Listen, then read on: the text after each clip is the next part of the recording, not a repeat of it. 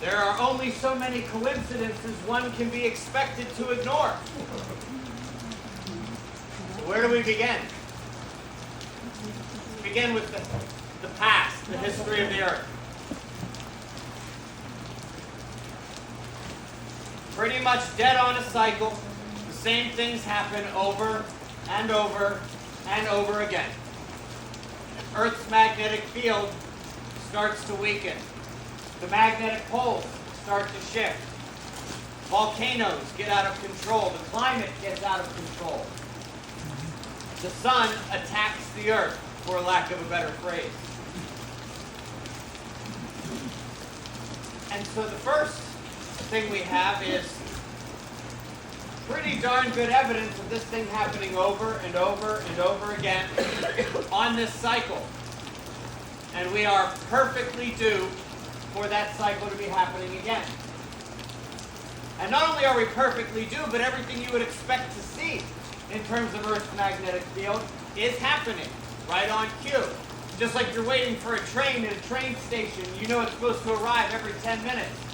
If those 10 minutes are about up and you hear the horn coming from around the corner, you can be sure a train's coming.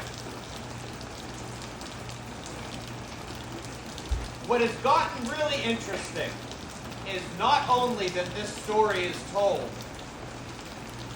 from the past by the rock and the sediment, but it's told in some of the most important stories, whether those count as mythology, religion, any other ancient story that one might want to come from with Sumeria or Egypt. And it turns out it's not just the natural world that is changing in the exact way it did before, but it's changing in the way that these stories said would happen. So are the people. What we've seen the last couple of years, the trends over the last several decades. Do you guys recognize this from any books you have? Now, I've found these stories in Indian Sanskrit texts. They're in the Quran, but I'm imagining more people here are a little familiar with the Bible than anything else. Myself as well. As a man of science, statistics, and math, I have to look at how much everything lines up, not just in the natural world, but in terms of the way people are acting and society is changing. And I have to say, that's too many coincidences. That can't be a statistical anomaly. And I have to ask myself how these people knew what was going to happen all those years ago.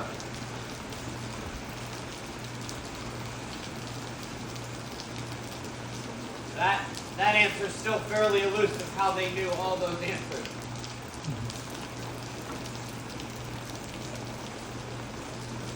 Defector.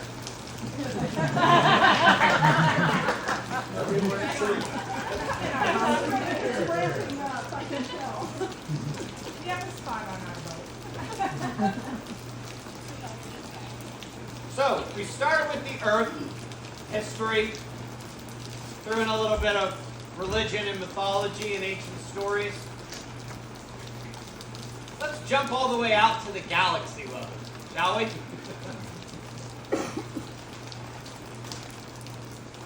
Whether we're looking in a laboratory, we're looking at an individual star, or we're looking at all the galaxies that we can actually study at this level, they all have three things in common when there's a powerful spinning magnet at the center. There's a jet that goes north and south. There's a torus of energy wrapped right around the equator of the central magnetic object, and then rippling away from it is an electric current sheet. Billy used to do this in the lab. Anybody been watching long enough to know who Billy is? All right, there we go. Not all. Ain't everybody gonna make it. I remember when he told me that in 2011. And I was like, nuh-uh. Well, we're gonna make it. We're gonna make it. I didn't realize how many non-player characters there are in the world. Quite a few. Billy did it in the lab, Berkeley did it in the lab, Yale did it in the lab, Harvard did it in the lab. They see it with our sun and in our solar system. They see it at all the other stars. They can study in this way, they see it in the Milky Way.